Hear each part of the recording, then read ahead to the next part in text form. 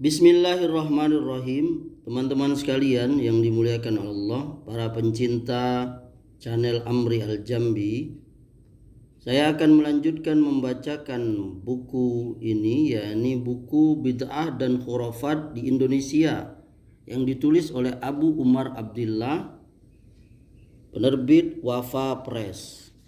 Kali ini subjudul yang akan saya baca yakni Debus dianggap karomah. Pernah menyaksikan atraksi maut yang mendebarkan? Ada orang menusuk perut sendiri dengan tombak atau pedang tanpa luka, mengiris lidah dengan pisau atau golok, makan api, memasukkan jarum kawat ke pipi sampai tembus tanpa mengeluarkan darah, mengiris anggota tubuh hingga berdarah tapi sembuh seketika dengan sekali usap, atau atraksi menggoreng kerupuk atau telur di atas kepala, membakar tubuh dengan api, menaiki tangga dari golok yang sangat tajam, serta bergulingan di atas tumpukan kaca atau beling. Bahkan ada yang kemudian makan kaca dan pecahan keramik. Itulah atraksi yang disebut dengan debus. Banyak perbedaan para sejarawan tentang kapan awal munculnya dan siapa pencetusnya. Yang unik, debus dikait-kaitkan dengan tradisi Islam dan bahwa itu merupakan sebentuk karomah. Apalagi atraksi itu bisa diawali dengan bacaan sholawat, zikir-zikir tertentu yang dibaca dengan keras. Tapi juga ada mantra-mantra, termasuk memanggil ruh-ruh para gurunya seperti yang mereka sangkakan. Benarkah atraksi itu salah satu bentuk karomah? Memang tidak selayaknya kita menampik adanya karomah bagi wali Allah, yakni mereka yang beriman dan bertakwa kepada Allah. Tapi tidak setiap khawarikul a'dah atau kemampuan atau kejadian yang janggal itu dianggap karomah. Tidak menutup kemungkinan yang terjadi adalah sihir dan ahwal syaitonia atau atraksi setan, meskipun pelakunya mengaku sebagai orang Islam. Imam Asy-Syafi'i rahimahullah memberikan detektor ampuh untuk membedakan karomah dengan ahwal syaitonia.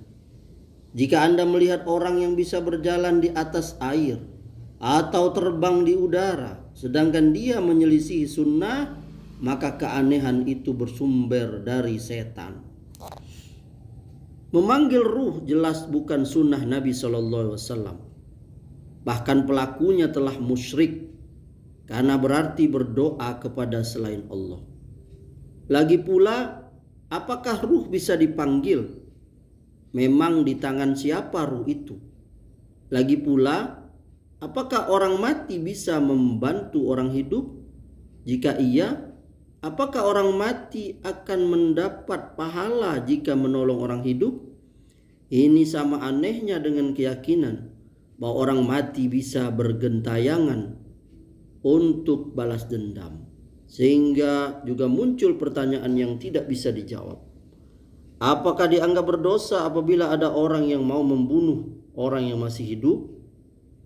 Sebenarnya kalau ada yang datang setelah mantra dibacakan, itu bukan orang yang telah mati, tapi jin atau setan yang mengaku sebagai orang mati. Karena ruh orang yang telah mati memiliki kesibukan sendiri jika dia orang soleh, berkelimang dengan nikmat. Namun jika dia orang jahat, ia tak mampu mengelak dari siksa kubur. Lantas bagaimana ia mendatangi pesta debus? Di samping itu, karomah diberikan kepada Allah kapan dia menghendaki. Seringkali tidak direncanakan oleh orang yang diberi. Maka karomah tidak bisa diatraksikan sewaktu-waktu, dijadwalkan waktunya, apalagi dipamerkan di hadapan khalayak. Jadi jelas debus adalah sihir, tepatnya sihir tahyili, sebagaimana sihirnya tukang Fir'aun yang melakukan atraksi sehingga orang-orang melihat sesuatu yang berbeda dengan hakikatnya. Wallahu a'lam. Semoga bermanfaat.